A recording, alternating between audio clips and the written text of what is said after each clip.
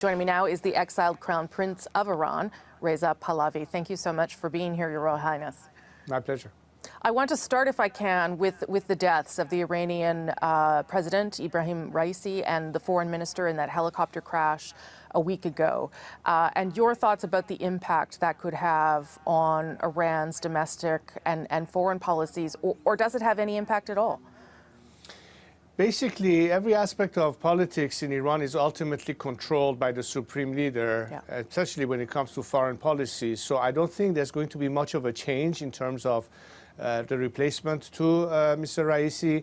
It's probably going to be more of the same, and Khamenei has maintained consistently the same position he has over the last 3 decades. And I think we shouldn't anticipate any shift from that particular policy. How were those deaths viewed inside Iran, from what you've heard? Well, from what we get from Iranian social media, there was many celebrations across the country with fireworks, with people distributing sweets to one another, and being relieved that one of the most sinister characters of this regime that has been directly responsible for the death of thousands of Iranians under his watch has met his maker. We only feel that we wish he was there to witness the downfall of the regime and be held accountable for his crimes. But this is now water under the bridge. The fight continues for many Iranians to liberate themselves, and we'll continue fighting until the day we are liberated from this regime. And I do want to talk more about where you think that's at, but I also want to talk about the Middle East a little bit, because the Supreme Leader met with the leader of Hamas in Tehran for that funeral. Obviously, the Iranian government supports Hamas. What is your view about the role that Iran is currently playing in that war, and then I guess the proxy wars happening around it? Well, obviously, the approach that Khamenei had, calling it neither war nor peace, is basically a justification of proxy wars that he has maintained throughout these last at least 30 years since the end of the Iran-Iraq war. The regime has been fortifying its proxies and has financed them, traded them, equipped them with weapons and all sorts. And as a result, we've seen that its means of interfering in the region and trying to establish its own hegemony under a Shiite caliphate is really the mission of this regime from the time of the revolution. And as a result, they're using their proxies to bring even more instability and pressure in the region, whether it's Hamas or Hezbollah or Islamic Jihad or even the Houthis. This is part and parcels of the whole network of the regime's proxy involvement in our immediate region, and of course well beyond that with the IRGC that stretches all the way even to the Western Hemisphere in Venezuela and other places. And where do you think the people of Iran stand, or what are they thinking about the escalating tensions between Israel and Iran right now? I think the people of Iran have always tried to message the world that a liberated Iran, a democratic Iran, will seek only peace and good relations with our neighbors, whether it's the Arabs or the Israelis, completely different and opposite to what this regime has been standing for.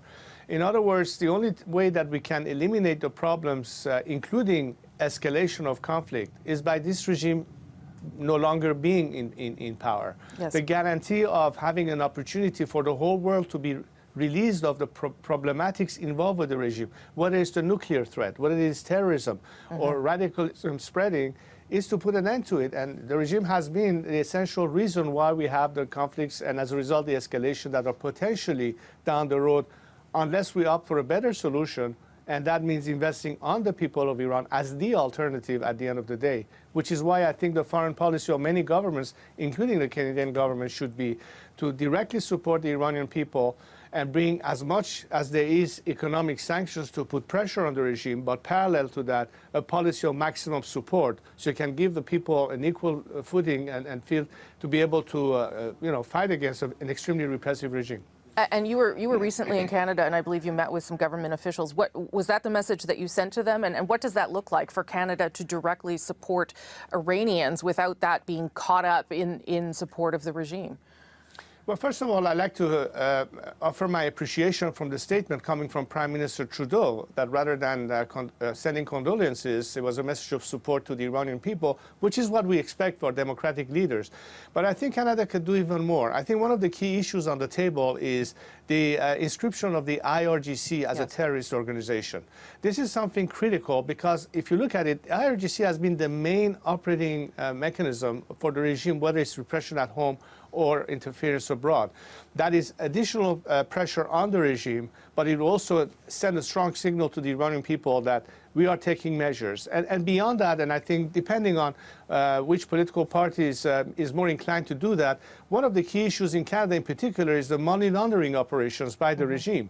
These are issues that have to be dealt with politically. You know, my approach to foreign governments and political parties has been an expectation of multi-partisan or bipartisan support. It should not be exclusively one party when it comes to human rights and liberty, although some parties respond more than others. But in general, I think Canada is so far showing at least the correct approach, but we hope that they will be able to do even more. I think if the precedent is set, and that should also be in the case of the G7, it will be critical to have the inscription of the IRGC as a terrorist organization.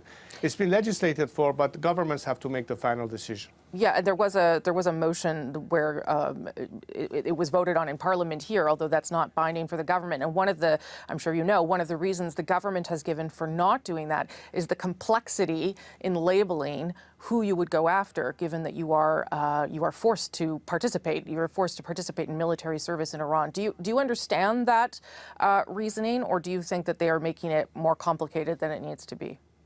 There's a possible answer to that problem in the sense that you could say, as of now, whoever continues enlisting with the IRGC will be subject to that. But those who prior to that have been in there and are now, residents in Canada, it may not necessarily have to apply to them retroactively. So that's one way of satisfying the concerns of government that hesitate doing that because of that issue, but at the same time, it doesn't eliminate the fact that we have to hold the IRGC accountable. This may be a way around it, and I don't know if that's something that could be implemented or not. What needs to happen in order to make sure that the war we're seeing play out in Israel and Gaza doesn't become a broader regional war, and that Iran doesn't get drawn in or decide to get involved? What kind of things need to happen from the international community?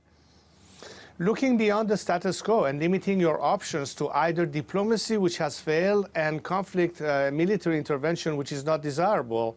And as a result, you're faced with only one possibility that remains, and that is direct support to the people of Iran as the agent of change. And it starts from the inside of the country. It doesn't require any foreign intervention or military operation if you opt for that strategy. On the other hand, if the Iranian people are not given the proper support, then you have other options that are less desirable still lingering around. All of us want to avoid conflict because that's definitely lose-lose.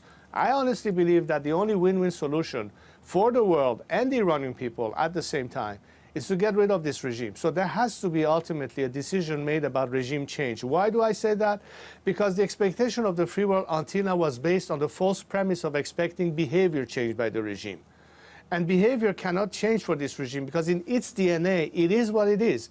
They're not about to change face. You cannot turn a wolf into a sheep. You cannot redesign and genetically change that. That won't ever happen. So therefore, rather than lingering on expecting that attitude to a behavior to change, the solution is the regime itself has to no longer be there. So regime change ought to be the final solution. That's what the people of Iran are crying for. 80% of Iranian society are done with this regime. They want to go beyond this regime. I hope the world acknowledges that this is ultimately the desire of freedom-seeking Iranians and to be supportive of that and be on the right side of history. Your Royal Highness, thank you so much for making the time. Appreciate it, sir. Thank you.